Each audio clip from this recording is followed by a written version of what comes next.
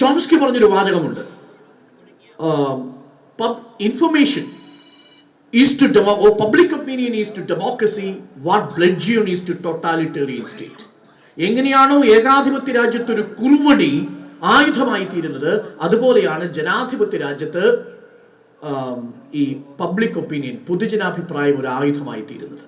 ആ പൊതുജനാഭിപ്രായം എന്ന് പറയുന്നതിനെ നിയന്ത്രിക്കലാണ് യഥാർത്ഥത്തിൽ ജനാധിപത്യത്തിന്റെ ഇപ്പോഴത്തെ ഏറ്റവും പ്രധാനപ്പെട്ട കൗശലം. ആ പൊതുജനാഭിപ്രായത്തെ നിങ്ങൾക്ക് പല രീതിയിൽ നിങ്ങൾക്ക് സ്വാധീനിക്കാൻ ശ്രമിക്കാം.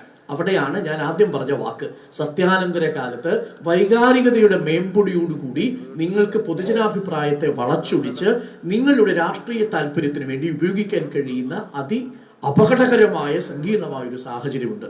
അവിടെ നമ്മളുടെ രാഷ്ട്രീയ ദൗത്യം ആ വസ്തുതകളുടെ പിന്നാലെ പോകുമ്പോഴാണ്, അങ്ങനെ വസ്തുതകളുടെ പിന്നാലെ പോകുമ്പോഴാണ് നിങ്ങൾക്ക് ചാപ്പേടിയൊക്കെ ഉണ്ടാവുന്നത്. പക്ഷേ ആ ചാപ്പേടിയെ ഭയക്കാതെ അത് ചെയ്യുക എന്നതാണ്.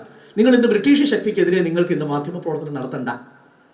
നിങ്ങൾക്ക് ഇവിടെയുള്ള ഭൂജന്മി മാഫിയക്കെതിരെ നിങ്ങൾക്ക് രാഷ്ട്രീയ പ്രവർത്തനം നടത്തേണ്ട രാഷ്ട്രീയ സാഹചര്യമില്ല. നിങ്ങൾ ആലോചിച്ച് നോക്കൂ, ഞങ്ങൾക്ക് മുൻപേ നടന്ന മാധ്യമ പ്രവർത്തകര് അവരോടൊക്കെയാണ് പോരാടിയത്. അംബേദ്കർ മാധ്യമ പ്രവർത്തകനായിരുന്നു.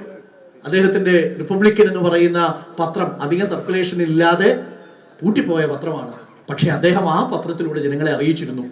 ഹരിജനിലൂടെ, ഗാന്ധി യങ് ഇന്ത്യയിലൂടെ, നവജീവനിലൂടെ ലോകത്തെ അറിയിച്ചിരുന്നു.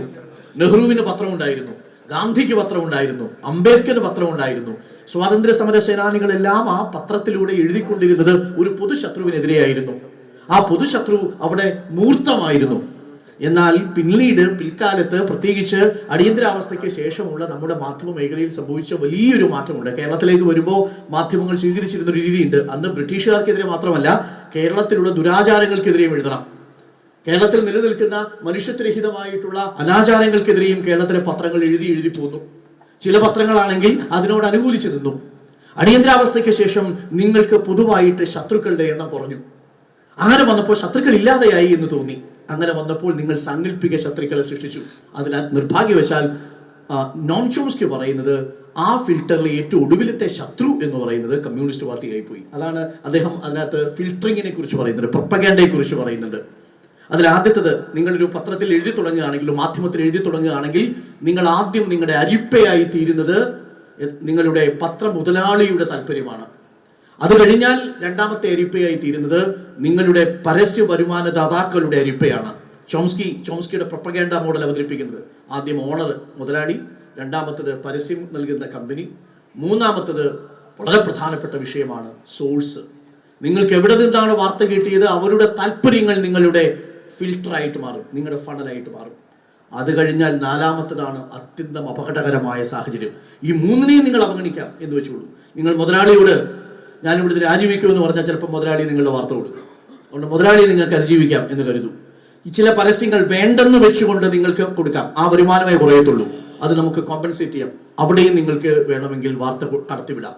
മൂന്നാമത്തെ സോഴ്സിലേക്ക് പോകുന്നു, അവിടെയും നിങ്ങൾക്ക് സോഴ്സിനെ നിങ്ങൾ എടുക്കുന്നില്ല. സോഴ്സ് അങ്ങനെ പറഞ്ഞു, ഞാൻ ആ വാർത്ത കൊടുക്കുന്നില്ല.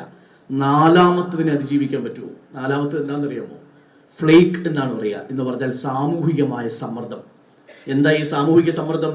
എക്കോ ചേംബറായി തുരുത്തുകളിലേക്ക്, വാർത്തയുടെ വിനിമയങ്ങളിൽ തുരുത്തുകളിലേക്ക് മാറ്റപ്പെട്ടു പോയ മനുഷ്യരുണ്ട്.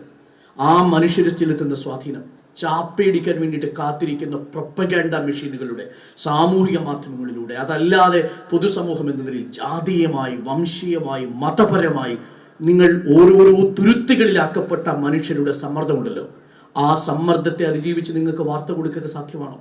ശബരിമലയിലെ യുവതീ പ്രവേശന വിഷയം രാവിലെ 4 മണിക്ക് എൻ്റെ കയ്യിൽ കിട്ടിയ എക്സ്ക്ലൂസീവ് വാർത്തയാണ്. അതൊരു വലിയ നേട്ടമായിട്ട് കണക്കാക്കുന്നതല്ല. പക്ഷേ ആ വാർത്ത കൊടുക്കാൻ 4.5 മണിക്കൂർ ഞങ്ങൾ നേരിട്ട സമ്മർദ്ദം ചെറുതല്ല.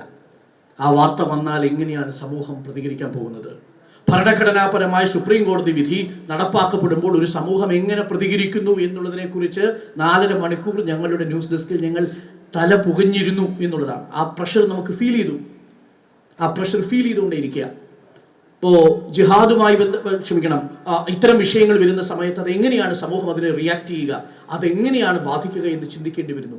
ആ സാമൂഹിക സമ്മർദ്ദമാണ് യഥാർത്ഥത്തിൽ ഇപ്പോൾ നേരിടുന്ന ഏറ്റവും വലിയ പ്രശ്നം. നിങ്ങൾ വളരെ പെട്ടെന്ന് ബ്രാൻഡ് ചെയ്യപ്പെടും, വളരെ പെട്ടെന്ന് നിങ്ങൾ അറ്റാക്ക് ചെയ്യപ്പെടുന്ന സാഹചര്യം ഉണ്ടാകുന്നു സാമൂഹികമായി. അത് കഴിഞ്ഞാൽ അഞ്ചാമത്തെ ഒരു ശത്രുവിനെ കുറിച്ച് പറയുന്നുണ്ട്. അത് ആദ്യം ചോംസ്കി പറഞ്ഞത് കമ്മ്യൂണിസം എന്നാണ് അമേരിക്കയുടെ പശ്ചാത്തലത്തിൽ. ഇപ്പോൾ അദ്ദേഹം അത് മാറ്റിയിട്ട് തീവ്രവാദം എന്ന് പറയുന്ന ആശയമായിട്ട് മാറ്റിയിട്ടുണ്ട്. ഇതാണ് യഥാർത്ഥത്തിൽ പ്രൊപ്പഗാൻഡ മോഡൽ. ആ മോഡലിൽ നിങ്ങൾ ഓരോന്നിനെതിരെയും നിങ്ങൾ നടത്തുന്ന സമരമാണ് യഥാർത്ഥത്തിൽ മാധ്യമ പ്രവർത്തനം. നമ്മളുടെ ഊർജം എന്ന് പറയുന്നതാണ്. അത് അത്ര എളുപ്പമുള്ളൊരു കാര്യമല്ല. അതുകൊണ്ടാണ് നിങ്ങൾക്ക് വളരെ എളുപ്പം വൈകാരികമായി ചേർന്ന് നിൽക്കാൻ പറ്റും. പക്ഷെ വസ്തുതാപരമായി ചേർന്ന് നിൽക്കണമെങ്കിൽ നിങ്ങൾ കുറച്ച് പണിയെടുക്കേണ്ടി വരും. ആ പണിയെടുക്കുന്ന സമയത്ത് നിങ്ങൾ നേരിടുന്ന ഏറ്റവും വലിയ വെല്ലുവിളി ഈ പല തട്ടുകളിലുള്ള പ്രൊപ്പഗാൻഡകളുടെ, ഈ പ്രചരണ വേലക്കാരുടെ, കൂലി എഴുത്തുകാരുടെ ഒക്കെ വലിയ സമ്മർദ്ദമുണ്ടാവും. അത് പൊതുസമൂഹം ഇപ്പോഴും ശരിയാണെന്ന് ധരിച്ചുകൊണ്ടേയിരിക്കും എന്നുള്ളതാണ് നിർഭാഗ്യകരമായ കാര്യം. അത് നമ്മളുടെയൊക്കെ ഇടങ്ങളിൽ സംഭവിക്കുന്നു. അതാണ് നമ്മൾ ഈ വാട്സപ്പ് ഗ്രൂപ്പുകളുടെ തുരുത്തുകളിൽ ഒറ്റപ്പെട്ടു പോയ സംഘം ചേർന്നിരിക്കുന്ന മനുഷ്യരായിട്ട് മാറും. എല്ലാ വാതിലുകളും ജനലുകളും അടച്ചു വയ്ക്കും. നിങ്ങളുടെ വാട്സപ്പ് ഗ്രൂപ്പിൽ നിന്ന് നിങ്ങൾ കേൾക്കും. നിങ്ങൾക്ക് ഇഷ്ടമല്ലാത്ത വാർത്തകൾ കേൾക്കില്ല. ഇഷ്ടമില്ലാത്ത വാർത്തകൾ സംപ്രേഷണം ചെയ്യുന്നത് കാണുന്നില്ല. ആ ഇഷ്ടമില്ലാത്ത സത്യത്തെ തേടി പോകുമ്പോഴാണ് യഥാർത്ഥത്തിൽ ഒരു മാധ്യമപ്രവർത്തകൻ വെല്ലുവിളി നിറഞ്ഞൊരു മാധ്യമപ്രവർത്തനത്തിൽ ജീവിക്കുന്നതെന്നാണ് ഞാൻ മനസ്സിലാക്കുന്നത്.